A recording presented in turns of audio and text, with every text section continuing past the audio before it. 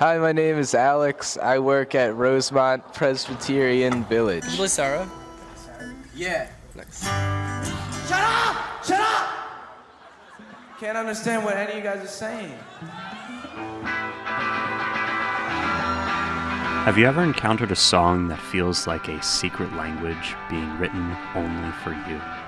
Welcome back to Unnecessary Deep Dive, one of many shows on YouTube where hosts awkwardly attempt to rant about their hyperfixations to you in an attempt to get you to like the thing as much, or almost as much, as they themselves do. It's literally all I use YouTube for, is to talk about things that I find interesting. First things first, we've got a bit of background. Bandcamp was created in 2007 as an online audio distribution platform designed to help music artists make a living selling albums and merch digitally and independently. This was incredibly important, as at the time, and still to some extent today, the music landscape was dominated by about 5 major record labels, and if you weren't signed, it was nearly impossible to break through. Bandcamp paved the way for artists to self-produce, self-release, experiment, and grow fan bases without outside assistance from large corporations, notably including the one and only Alex G. My name is Sandy. I'm 14 years old. My brother said Alex's music feels like autumn to me, so tonight, as the weather changes and a chill finally starts to bite the air, I think it's a fitting time to begin our journey into the strange world of Alex G. If you don't know who he is already, Alex G is an independent artist that seems to draw from the broken pieces of human connection set against a backdrop of decaying Americana, writing songs that have a poetic hypnotism in their simplicity. But upon further inspection, you start to fall into a chasm from which it is very difficult to escape. In my recent video on the phenomenal film I Saw the TV Glow, I discussed the lyrics of Alex G's song The Same, which makes an appearance on his first album, Race. That song has a gut-wrenching sadness and angst to it if you sit with it too long, and I feel similarly about much of Alex's writing and discography in general. For some reason, people compare him to Elliott Smith a lot, but I think both artists have writing styles wholly unique of each other. But like Elliott Smith, I try to warn people before introducing them to Alex G. Don't dwell on these tracks if you're in a bad mental state. While there are definitely some heartwarming or at the very least bittersweet moments on his records, a massive amount of it is like soul crushing. But yeah, if you're not doing well, just know that we are here for you. It's the coolest part about this community. It's a very supportive community. Thank you for being here. Race is technically speaking Alex's first real album he released under his own name, although at the time he was going under the name Sandy Alex G. I'm not 1,000% certain why. In this video, I'm going to be discussing my personal relationship to the album's lyrics, themes, music, motifs, and the live performances around this time. The lyrics are often these intentionally vague vignettes, more about the feeling they leave you with when the song is through than they are about any one super specific thing. Alex has stated multiple times that the vast majority of his lyrics are about stories and characters that he creates in his head, or even dreams that he has. The songs are introspective, often focusing on a few moments in time or hyper-specific relationships pulled out of any context, left bare for the listener to interpret and then try to connect to themselves. Because of this, it's incredibly easy to interpret the tracks in many different ways. So when I say something about a song, try to keep in mind that it's very much just my opinion, and at the end of the day, it is all up for interpretation. The album Race opens with the incredibly raw declaration, "I have come here to kill my maker because I feel much safer alone." By putting an end to your maker, you are ridding yourself of the watchful eye of those who hold dominion over you. This could be a literal god, perhaps someone's parents, or even an abusive relationship. Our narrator is talking to the person that they perceive to be a godlike entity and trying to disconnect and dissociate from the situation by removing the power that that entity has over them.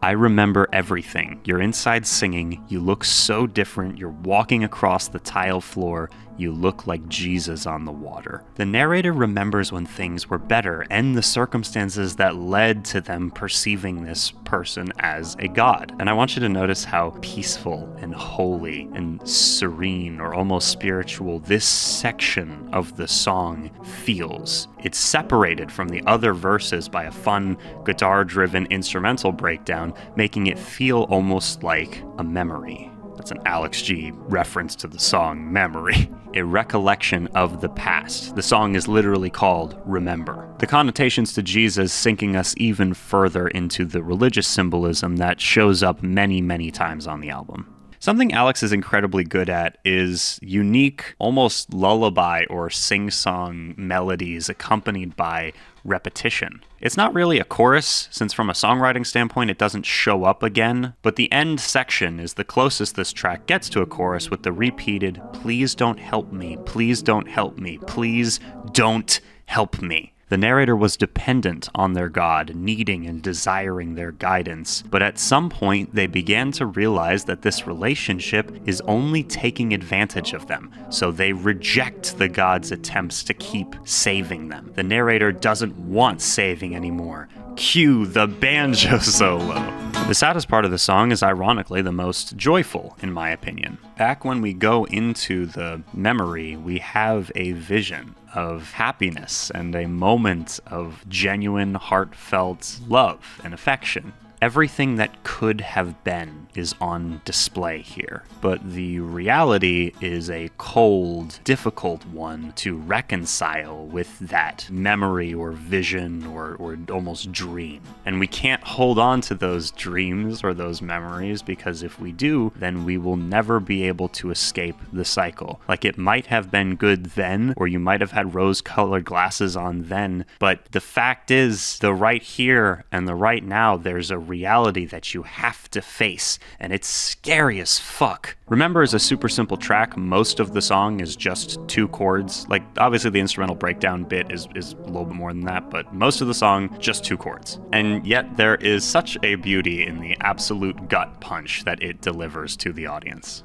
Those not immediately familiar with Alex's work might notice that the song structure is a little unique and that there's no chorus. Trust me, we'll get back to that later. But immediately after this, we get unceremoniously dropped right into The Same. Okay, so The Same is a track that I've explained to a few friends of mine, and they immediately got it and often would get emotional. So I've discussed it in my TV Glow analysis, and here it is rearing its ugly head again. I know I already gave a vague trigger warning, but this song in particular has a line that I interpret to be about an eating disorder, and this is a topic that Alex broaches fairly often in his work, so just be warned. Yeah, there's actually a couple other trigger warnings that I'll probably need to bring up as we get to them, but yeah. The Same is a song about otherness, about not feeling at home with the people you're around or the body that your soul resides in, where you look at those around you and you see something perfect and beautiful and wonder, why aren't you like that? And a knowledge deep inside of you that something isn't right. I was a girl, I was the only kid in the world. I thought I knew what it meant to you, but I'm wrong. I'm wrong. I'm wrong. The narrator was a girl, past tense. Imagine thinking you had a place in the world or a person you considered a friend or just someone that you could fully trust and fully be yourself and be honest around, but then enduring this sickening realization that you were wrong. You aren't safe with them. You were wrong to trust them. You were wrong to let them in, and they don't love you unconditionally like you thought they did. I'm not okay. In fact, I'm sick today. I'm on the floor. It's such a bore. It's nothing new to you. While our narrator is self-destructing, the person they're addressing is not amused at what they perceive as attention-seeking antics. They're so used to it that they don't even try to help. They just look on in disinterested apathy. The next verse starts the same as the first two, but then explodes into an angst-fueled scream as the music swells with electric guitars and almost marching band-esque drumming smashes into the track, which up until this point was unassuming, with quiet, high-pitched vocals and double-tracked, thin-sounding acoustic guitars. I'll be downstairs, let me do my hair and put my makeup on, it feels so wrong. You say, rock on. I'm not the same. If the protagonist was a girl, used to be a girl, and now doesn't identify that way any longer, the activities that they perceive as feminine would be anathema to them.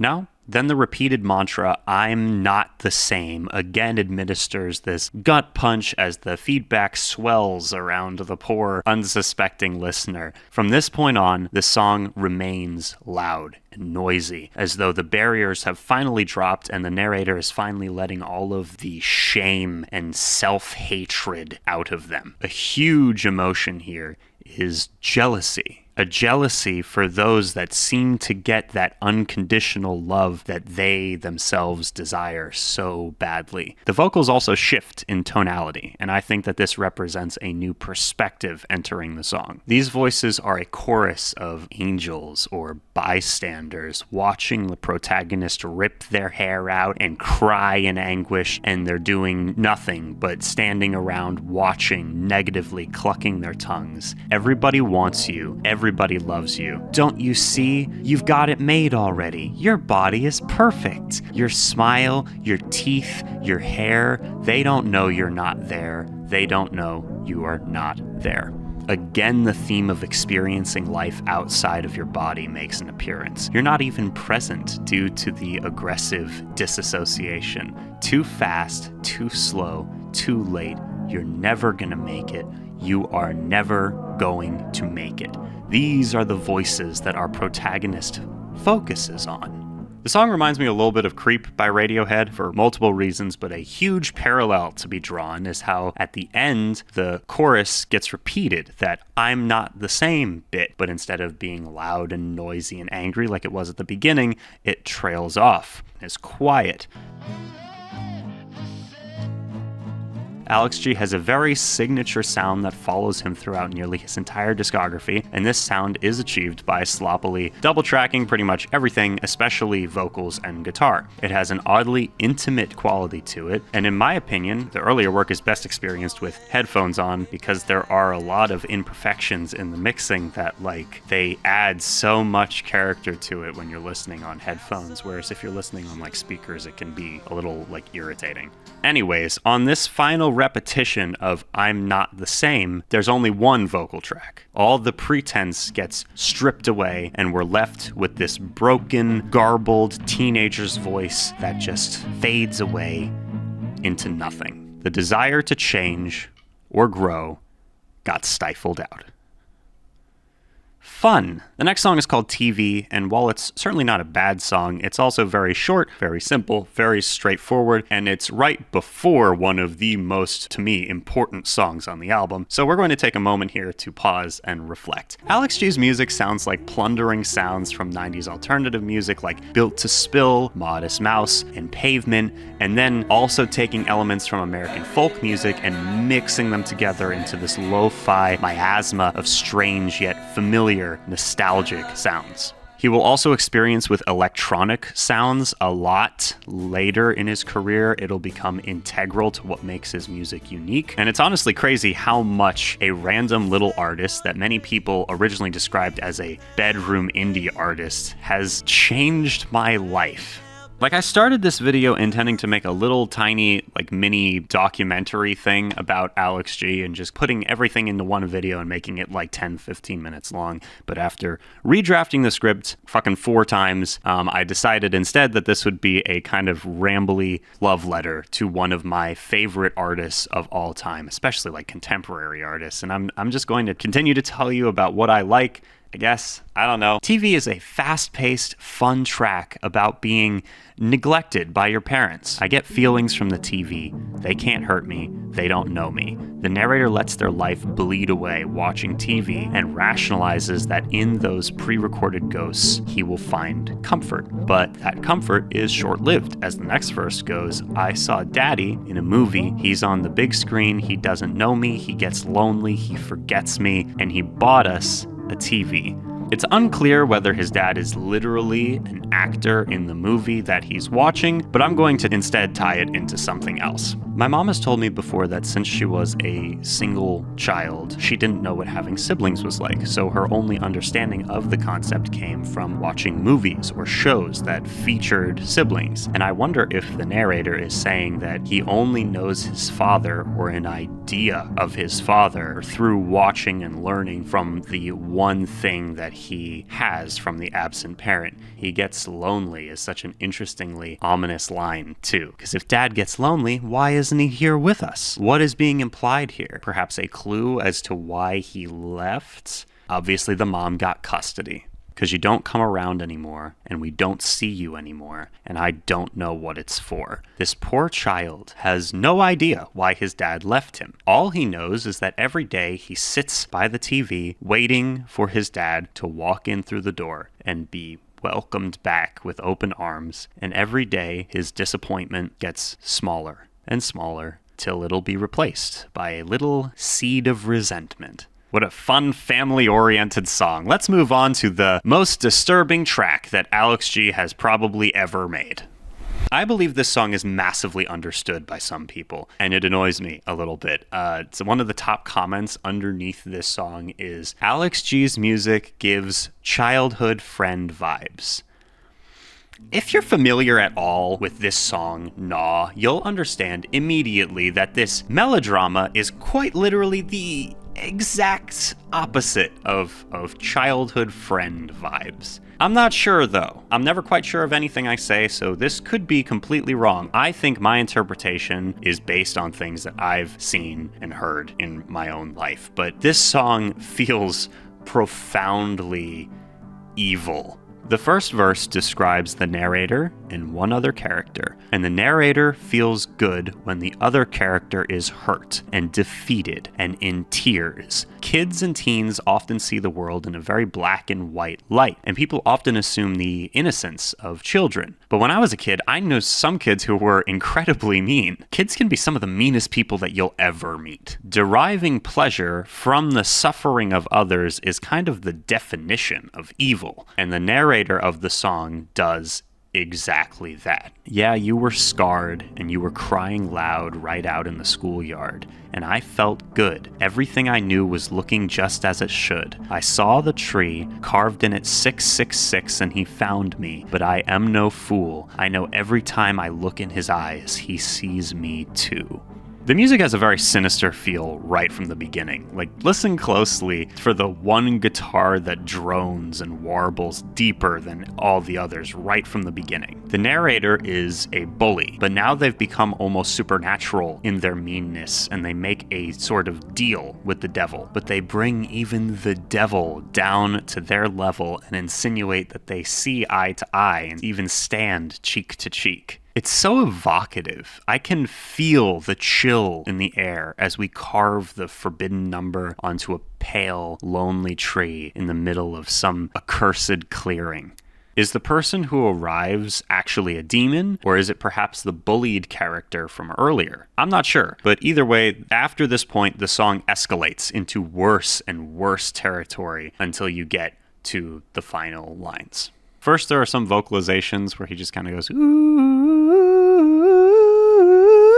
that go so hard every time they play this live. Everyone vocalizes with him, and it's awesome. There's this instrumental breakdown with a little guitar solo in there that's so charming in that it sounds like shit, but it also fits perfectly. I say all the time that doing, crazy stuff with instruments or vocals is very impressive, but the thing that impresses me the most is evoking strong emotion and communicating the ideas that the art or the story behind the art is trying to communicate. And this solo does that. And then we hit the final verse.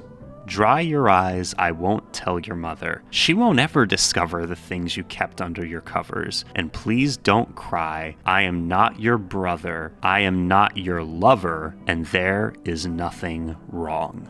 When I first heard this as a teenager, I felt my stomach drop. Because there's so much going on here, and the language is so veiled. that it might be difficult to interpret for some people. The abuser wasn't fully cognizant of the extent of their behavior immediately, likely because the characters in the songs are adolescents with limited understanding of the world and the ramifications of their decisions. But now, as they grow, he's come to understand how fucked up what he's done truly is. And instead of confronting it, he has decided to deflect it and try to forget, and even to try to gaslight the abuse victim. The abused can never forget, and when they inevitably bring it up in conversation or it comes up, the protagonist simply tells them to shut your mouth, stop crying. He begs the victim to stop crying twice and makes them feel ashamed for it. Don't worry, I won't tell anyone. Besides, I am not your lover. I never was your lover, and there's nothing wrong in the first place. The word lover being used in this context also makes me wonder what kind of abuse we're talking about here, but I'm gonna leave it at that. Alex has quite a few songs from the perspectives of mean or hateful people and tries to explore power dynamics in toxic relationships. Half the songs on the album Rules are like this. But I always think that his song Adam is a great yet more tame parallel to Gnaw, because Adam is about a boy who bullies another boy, but the bully secretly likes the person they're bullying. And I wonder if that kind of internalized homophobia manifesting itself as violence towards the object of affection is something that Gnaw is trying to explore too, just in an even more melodramatic way. Plus, I just love the name of this song. It's the memory that stays with you, the feeling that's eating away at your soul when you wake up in a cold sweat in the middle of the night, hoping against hope that it was just a dream and not a memory, trying so hard to escape, but it gnaws away at you. Ha ha ha ha. Trash opens with a fantastic little organ riff that sounds like a carny, bringing us into the shade of a twisted big top. While I think of the carny here as more of a metaphorical character than anything else, there is a real narrator associated that's more down to earth. Most of the song is a dude ranting to someone to try and get with them. And this is yet another weirdly structured song. The first verse goes, "Wound up tight, I'll spend the night, I never want to think again. I never want to see when the kids on the carpet have to go their separate ways. The heartache that they're feeling has been filling up the place. If you never drink the poison, then you're never gonna cry. If you don't believe in magic, then you shouldn't even try." To me, the core of this song is somewhat harmful advice about growing up from someone who is afraid to. He tells us that the children will grow up and drink the poison that is the burden and heartache and weariness of the world, the real world, and that the key to keeping your bitterness at bay is just to retain your belief in magic and hold on to that childlike wonder. But life doesn't always work that way, and more often than not, the active avoidance of your problems and your growth will hinder you far more than it will help you.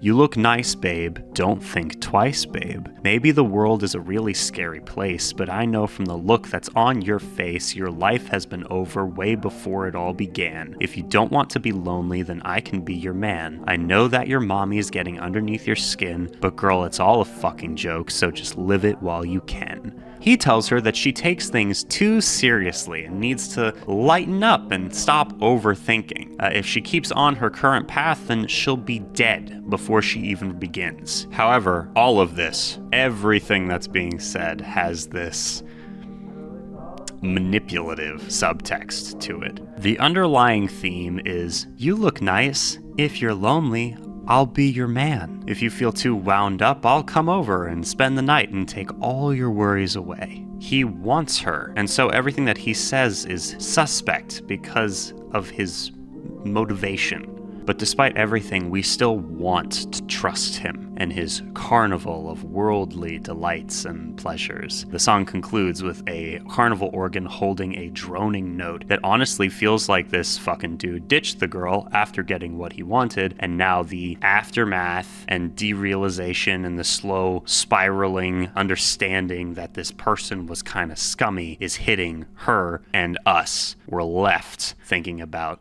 the trash. Welcome to my house, Is this one called House? Yes, it is. This song is called House, Alex G's House. I actually hadn't read the lyrics to this one before now, and when I tell you that I was shocked, it would be an understatement. But can I first say how much I love how the guitar sounds on these tracks? Like, I get so inspired by stuff like this with these perfect imperfections. It's not overproduced, it's all self-contained and focused, and it still feels wildly ambitious. And at the time, Alex G was recording and putting together everything like himself, and it's just so incredibly expressive and impressive. Like, he would have been my age when he made this. House details a love triangle where it's implied some awful shit goes down at the end. We have our narrator, a guy named Benny, and a girl who remains nameless. The narrator likes the girl, but she's already in a relationship with Benny. But that relationship seems to be an incredibly toxic one, or at least the girl is having problems. So the narrator tries to talk her through her issues with her man, seemingly completely on her side. Just you wait! When you're young, yeah, you're a loaded gun. So don't worry, honey, you'll go right back where you started from. The narrator immediately puts her down by implying that she's just young, naive, and impulsive and is caught in a cycle that only he can save her from. Benny saved a spot for you because he knows you're coming back, honey, because you always come back. And you can't talk to him like that because he's gonna hurt you bad. I bet you my spot in hell. Benny really isn't a great partner, and the girl's having all types of these issues. And so we tell her that Benny believes that she'll always come back, and that's why he feels that he can use her or mistreat her. And the narrator warns her that if she tries to talk to Benny about the problems that she's been having, he'll hurt her, likely physically. I don't know where it is you go, but I know he's going through your heart, honey, and straight into the house of God. He says that he doesn't know what she gets up to, but Benny is toying with her heart and looking right through her. Between each verse, the song abruptly stops for a millisecond, almost like time passing in between each encounter that she has with our narrator as he's driving this wedge between her and her partner deeper and deeper. I know you're still here and you wish you could feel it. I see you on a big screen and you're looking sick to your stomach. Look at you. You look so confused. And I remember when you complained about being alone. And then we get to the absolutely chilling conclusion, which is sung in a delightful falsetto. I could do anything to you. The main protagonist character was an unreliable narrator who was intentionally trying to restrict communication between the girl and her partner and actively made her afraid of her partner so that the narrator could be the shoulder to cry on. Then he relishes in her confusion after she breaks up with her original partner and he starts abusing her for real. Once she complained about being alone, not so much anymore. Alex is a ridiculously good songwriter, and he has been since the beginning of his career, but he really seems to love toxic relationship narratives a lot. Speaking of which, the next song is about a younger boy and a much older woman, which by the end we get jump scared by the knowledge that the entire relationship is basically a crime.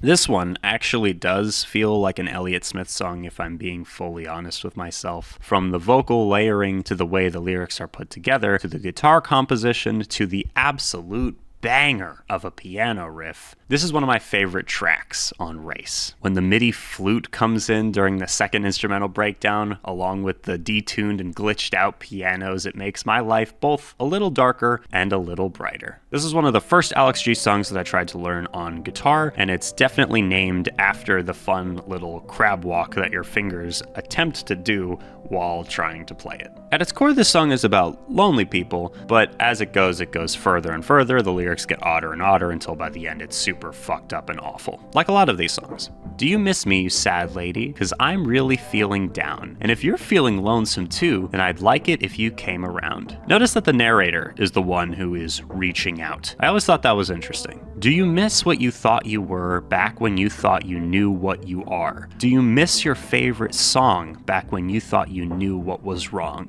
When they were younger, things seemed less complicated. They understood the problems they faced and had an idea of identity, but over time those problems became convoluted, complex, and more difficult to grapple with, while their supposed identity has eroded away, leaving nothing but the the shell of a person behind. Where you are, I don't care. I just want to be a part of something. The narrator doesn't care where the recipient of affection is in life. He just wants to stay with her and feel like he is a part of something. Cue the piano riff. This is like the first song with an actual chorus that repeats, and I want to tie that into something that we talked about earlier. Alex G's songs are often snapshots of little moments taken from a larger context that aim to leave the listener more with a melancholy feeling than anything definitive or tangible. While it's interesting to try and figure out or speculate on the specific intentions of the lyrics, the music, the videos, the performances, the main thing is the emotion that it stirs within your heart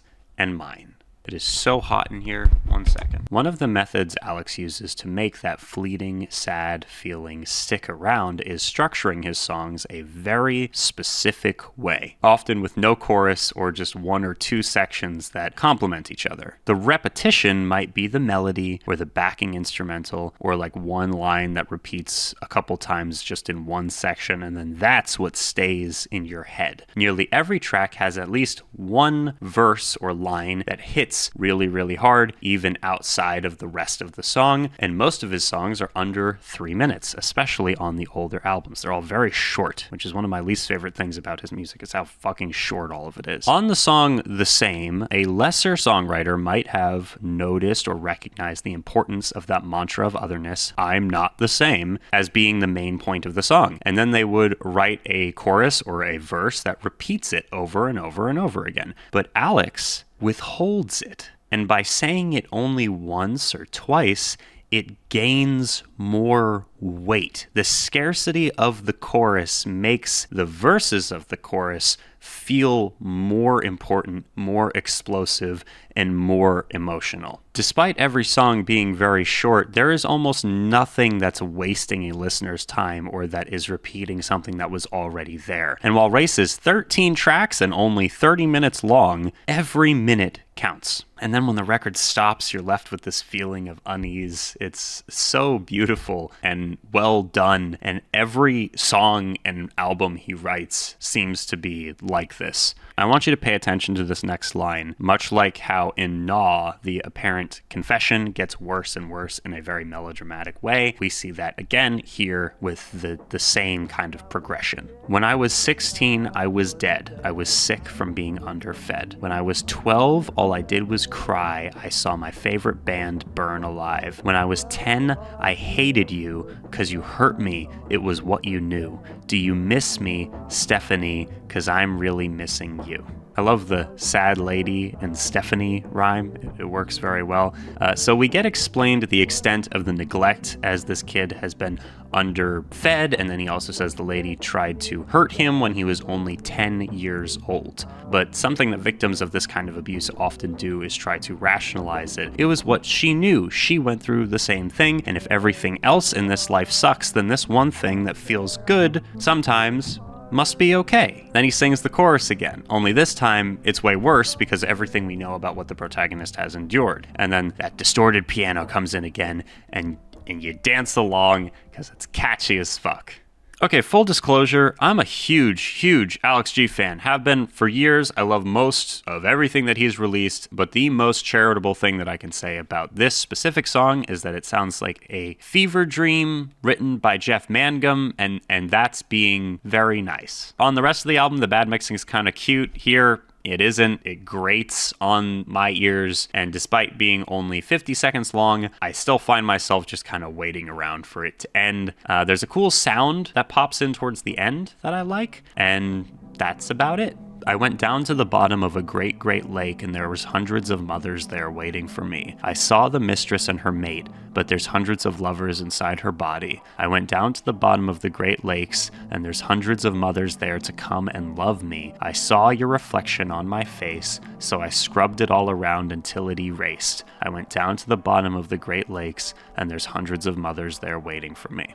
I don't take these lyrics literally. I feel like they're a metaphor for trauma manifesting as these terrifying psychosexual visions of a great lover/mother hidden beneath the lake. But then when he looks in the mirror and he sees his own identity has been replaced by the one who has hurt him, and he's like kind of been assimilated into their ideas, their thoughts, their emotions, their opinions, he suddenly begins to try to cut it off of himself as a horrific attempt to erase the past. I find it very interesting how much of Alex's work references identity loss, childhood abuse, and disassociation, but I don't dwell too heavily on this song because frankly, it's just not very good. It feels like it would be at home on one of his earlier releases that aren't like official, that he made when he was much younger. I could excuse the lyrics more. I could excuse the mixing more. I'd just be more forgiving of it in that context. But on Race, it just ends up feeling like filler when it's surrounded by songs like Gnaw, which do weird lyrics so much better. Speaking of disassociation, Let It Go is a fun song with an upbeat pace and some more fun carnival piano. You'll notice now that that type of piano has appeared in multiple songs so far, and this one also has themes of waking up and finding your place in the world and letting go of things that don't really matter, like fear or hatred. Explore and wonder at the world around you, because even though it's incredibly messed up, you can still find and create meaning in the everyday. But as always, we keep reality just behind us in the race we're running, as Alex asks over and over, are you really there? Almost questioning if we are self-aware enough to notice the fears that are holding us back and to push past them to find our latent curiosity. It's a really big car, it's a really big part of a really big heart. Are you really there? Let's just say, for the sake of the argument, that there's a car. What type of car is it, though? It's a really big van for a really big band. They're not going anywhere. Are you really there? Get in the blue bus, because all of the children are insane. And if you let it leave you behind because you're too afraid, you'll regret everything that your life becomes. I'm sure sorry about your son. I heard he was a lot of fun, and I'm sorry about the way that he ran away. It's almost like a Pied Piper luring teens away. But instead of being to a cave to kill them, it's into lives that they choose for themselves instead of the ones that get dictated to them by their parents, peers, or other authority figures. A major theme of the album Race is how life is like a race to death that has the same destination for everyone, so the only rational thing that you can do in the face of that depressing conclusion is live your life to the fullest and let go of fear. It's a really great place way up here in outer space. You know it's all just a race, you can let it go. That's the name of the album. In between every verse, he says, are you really there? Over and over and over again. But after this line, he says, you can let it go. About halfway through the song, we get this awesome organ solo to come in, and I just want to take a moment to appreciate Alex's organ capabilities. When the narrator says it's a great place way up here in outer space, I can't help but wonder if those are the spirits of those who have died filled with regret, screaming out to the living, live life to the fullest.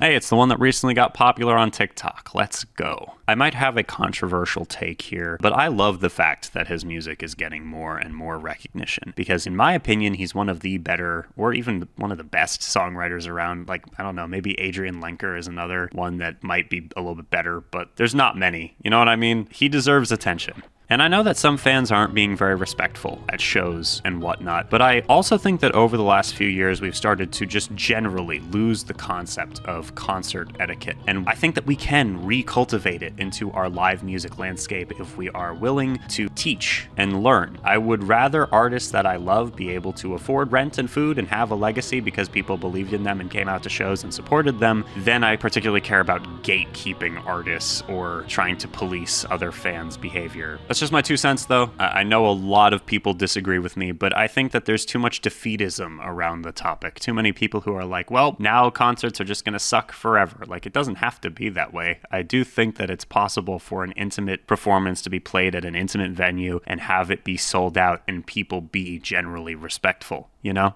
Things to Do opens with an eerily thin sounding guitar riff and some glitched and up-tuned vocals singing a strange melody that will get caught in your head with little hooks and then drag you down to its level. The song is about finding comfort even in depressing circumstances. But even that comfort is bittersweet, as it feels like the voices telling the narrator to feel comfort despite their situation are also getting him addicted to the downtime. To me, it's sweet in a very sick sort of way. And it's one of the best songs on the album. Plus there's this little kazoo solo at the end, which is frankly the best instrument to have a solo on, other than the triangle. Thinking of things to do, only the cheapest things left there for you. The song on its most basic level is describing depression. He doesn't get joy or have interest in the things that once made him happy. The only thing I've learned from you is that there's nothing left to look forward to. He's discovered what seems to him to be this vital truth. Nothing is worth being excited about because everything will end eventually. The sentiment gets expounded upon at length later in the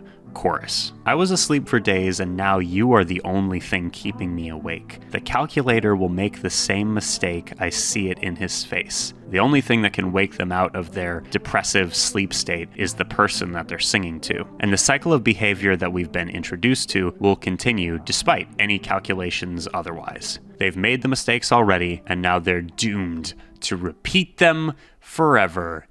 Yay! Okay, the next verse is a kind of chorus. I'm not sure if it's sung by Alex and up-tuned or if it's sung by some child that they had hanging around at his home studio. I don't know. But it's such a great verse. Like, if you've been paying half attention so far, I need you to sit up straight and listen closely because these lyrics just speak for themselves. Hold on tight to this time and this place, because everything you know will be erased. You were born inside your head, and that is where you'll be when you are dead. You're just a boy, you are no man, and nobody you know will understand.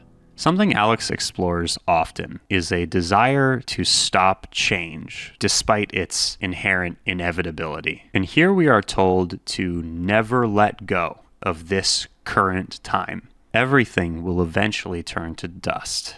In the wind. The voices infantilize him and call him a child and claim that no one will ever truly get or understand him. And all that you have at the end of your life is the thought inside of your head. Our poor protagonist is isolating himself in loneliness rather than confront reality or even just fucking other people. And the final lines are the most sinister on the whole album. And I want you to notice how the verb tense changes from have known to will know in this line, because it foreshadows that this is both his past and his inevitable future. Welcoming you back home, the only one that you have ever known. Welcoming you back home, the only one you will ever know. And then the track ends with the kazoo and what sounds like mocking, teasing laughter. Almost like the boy is regressing? Almost like the boy is regressing in his isolation. Just a boy, not a man.